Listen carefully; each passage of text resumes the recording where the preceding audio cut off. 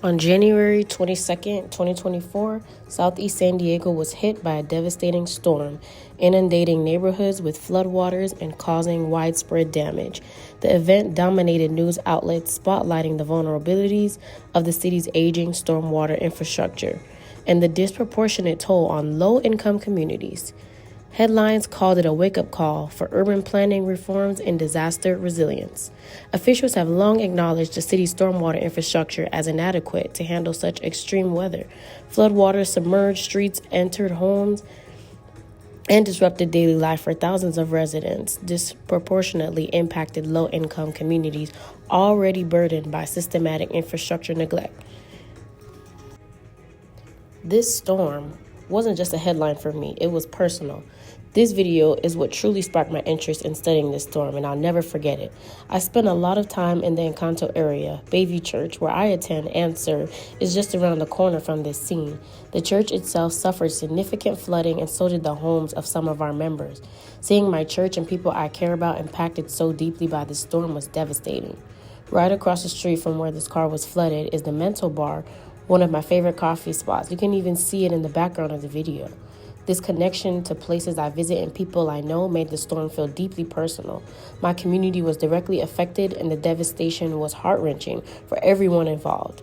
The experiences of those around me, especially people from my church, motivated me to look deeper into the root causes of the flooding and its impact on vulnerable communities like ours.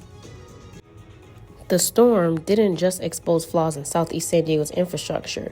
It revealed stark inequities tied to socioeconomic status. Low-income communities in this area are more likely to experience flooding because they lack resources for flood proofing and are often located in zones with outdated stormwater systems. These residents also face longer recovery times as financial constraints limit their ability to rebuild and relocate. The storm became a harsh reminder that environmental hazards disproportionately affect the most vulnerable, amplifying systemic inequalities that urban planners must address. Across the Atlantic, Rotterdam has a long history of flood challenges. Through innovative urban planning, it's transformed into a model city for water management and community engagement. A catastrophic storm struck the southern coast of the Netherlands on February 1st, 1953, overwhelming the country's inadequate dike system and leading to nearly 1,800 deaths. This tragedy spurred the Dutch government to create the Delta Works, the world's most sophisticated flood defense system. One of its most iconic features is the Maasland Barrier, a massive, movable storm surge barrier completed in 1997. Each of its two gates is the size of the Eiffel Tower laid on its side, making it one of the largest structures of its kind. Normally open to allowing shipping through, it closes during storms to shield Rotterdam from devastating floods. This radical, innovative design has since influenced flood defenses in cities worldwide. Aging stormwater infrastructure in Southeast San Diego failed to manage the deluge. Poor zoning regulations allowed development in flood-prone areas, and inadequate community preparedness left residents vulnerable. These problems are not new, but have been exacerbated by climate change and urban growth, underscoring the urgent need for a comprehensive solution.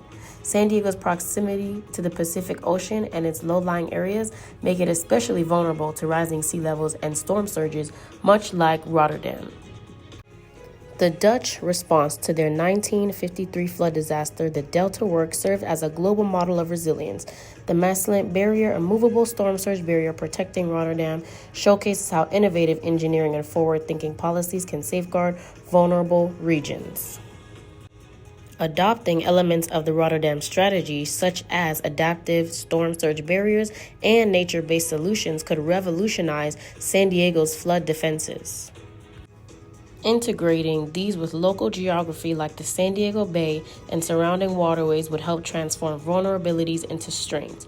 By investing in resilient, inclusive, and sustainable urban planning, San Diego can protect its communities while redefining urban resilience, just as Rotterdam has done.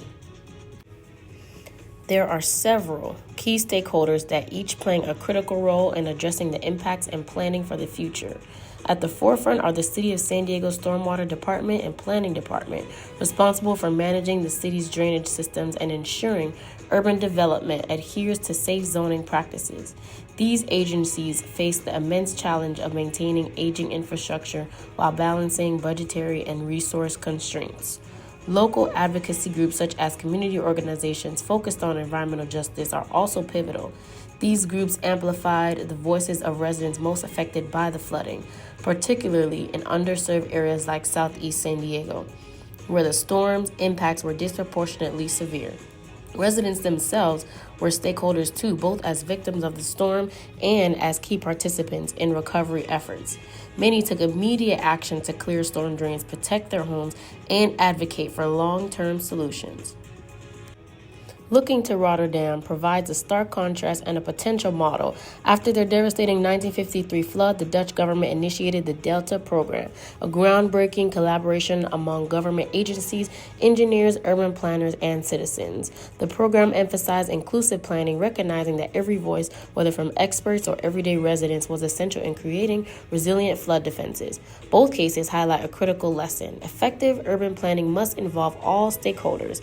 In San Diego, this means strengthening partnerships between city departments, advocacy groups, residents to create solutions. The storm underscored the need for inclusive, proactive planning to ensure that vulnerable communities are no longer left behind when disasters strike. The recovery and repair efforts in San Diego have primarily followed a top-down approach. Federal agencies like FEMA provided emergency funding and support for immediate repairs, while the governor's office coordinated statewide disaster relief efforts. Locally, the mayor's office and the city's stormwater department spearheaded efforts to restore damaged infrastructure and clear debris. However, these measures largely focused on short-term fixes rather than addressing systemic vulnerabilities. In contrast, Rotterdam's recovery from its 1953 flood demonstrates the power of a participatory approach. The Dutch government not only invested in cutting-edge infrastructure like the Delta Works, but also launched initiatives such as the Room for the River program. This program encourages sustainable urban design by involving communities in planning and creating multifunctional spaces that can safely manage excess water, like pictured here. Residents, engineers, and urban planners collaborated to ensure that flood defenses integrated seamlessly into their cities, offering both protection and quality of life. San Diego's approach, while effective in addressing immediate needs, lacks this level of community engagement. Residents of Southeast San Diego, one of the hardest hit areas, have expressed frustration over being excluded from decision-making processes. Advocacy groups have stepped in, calling for more participatory planning that centers the voices of those most affected by the storm. Rotterdam's model provides a blueprint for San Diego to shift from reactive to proactive planning. By involving residents, advocacy groups, and experts in creating long-term solutions, the city can build a more resilient future that addresses both infrastructure and equity. Recovery policies focused on short-term relief and incremental infrastructure improvements. FEMA provided financial assistance for residents who suffered property damage, while the city initiated emergency repairs to roads and storm drains. Southeast San Diego, one of the most impacted areas, saw some retrofitting of its stormwater infrastructure. However, these efforts have been hampered by funding limitations and the challenge of addressing deeply rooted systemic issues in urban planning. One positive step forward is San Diego's new environmental justice element, introduced by the City Planning's department. This policy prioritizes equitable development and resilience in underserved communities like those in Southeast San Diego. While it's still in its early stages, it signals a commitment to integrating equity into long-term urban planning. Rotterdam's response to its 1953 flood offers valuable insights for San Diego. The Dutch government not only implemented the Delta Works, a series of sophisticated flood defenses, but also prioritized innovative strategies like water plazas and multifunctional flood barriers. These solutions integrate water management into public spaces, creating areas that are both resilient and vibrant. For instance, water plazas serve as recreational spaces during dry periods and as flood storage during storms. San Diego's geography, with its proximity to the Pacific Ocean and susceptibility to storm surges, makes it a strong candidate for adopting Rotterdam strategies. By integrating water management into urban design, the city could create infrastructure that not only protects against future storms, but also enhances community spaces. Rotterdam's example shows that resilience and livability can go hand in hand, offering San Diego a roadmap to transform vulnerabilities into strengths. The on-ground implications of the San Diego storm were stark. Families in Southeast San Diego already facing systemic inequities were among the hardest hit. The storm displaced many residents, destroyed low-income housing, and left communities scrambling for resources. For some, the financial burden of repairs and temporary relocation was insane, highlighting how natural disasters can deepen pre-existing inequalities. Rotterdam's proactive approach offers a compelling counterpoint. The Delta Works and associated programs not only protected the city from future floods, but also prioritized equitable solutions. By integrating flood defenses into public spaces, Rotterdam has created safer and more sustainable communities. These projects demonstrated that equity and resilience can go hand in hand. For example, water plazas double as recreational areas, ensuring that infrastructure investments benefit all residents, not just those in wealthier neighborhoods. San Diego can learn from this model, incorporating equity into flood defense projects, such as ensuring that Southeast San Diego receives the same level of protection as more affluent areas. That could prevent further displacement and economic hardship. Proactive, inclusive planning like Rotterdam's can foster not only safety, but also sustainability, transforming vulnerable communities into thriving ones.